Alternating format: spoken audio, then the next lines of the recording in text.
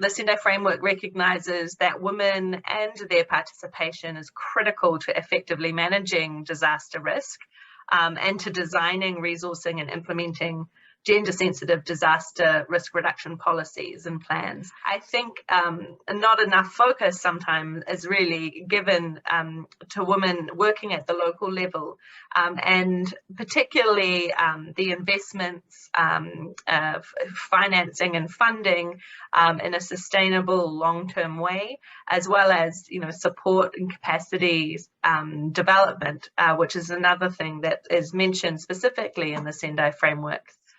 Gender relations influence how people's roles, responsibilities and access to resources are affected by different hazards in a disaster.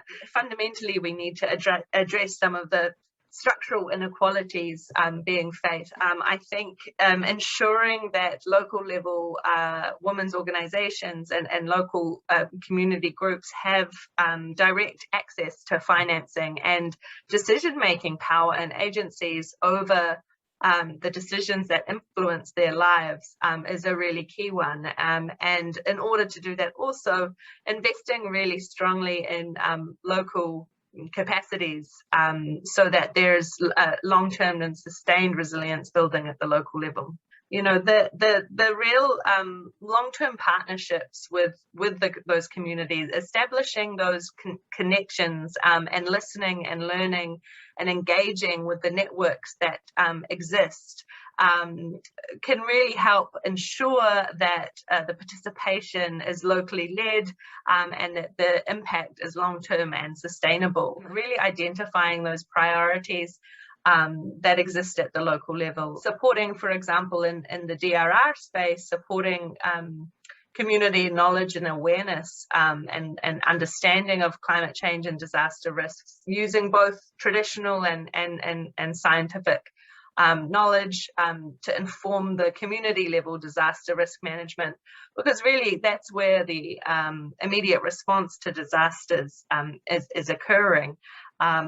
Supporting and facilitating community-based data collection and hazard monitoring in order to understand the risks that communities face, and really looking at how communities can be empowered and how women and other marginalized groups can really take on the leading role in determining the priorities and risk-informed development of the communities that they're living in. Yeah, I think this touches on a really key point in terms of really our understanding of disaster risk.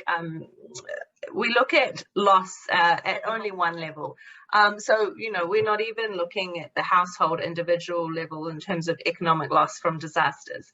And the research that I've seen that does exist really highlights that within a household, actually, even that loss is gendered. So women's assets tend to be held in tangible goods that can be lost or, more importantly, be sold in order to finance the recovery after a disaster. Whereas men's possessions and assets tend to be in bigger items that aren't going to be sold in order to finance, or are less likely to be sold in order to finance a family's recovery from a disaster.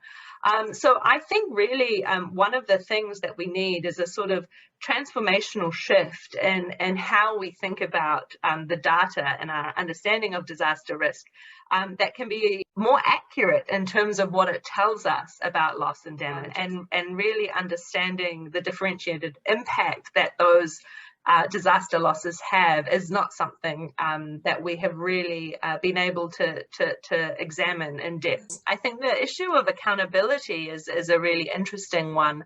We need to see things shift a bit. One of the things that I'm really interested in seeing coming out of the midterm review of the Sendai framework is a look at where we can accelerate progress and really make the monumental gains that we need to make in order to achieve the targets, the 7 targets of the Sendai framework.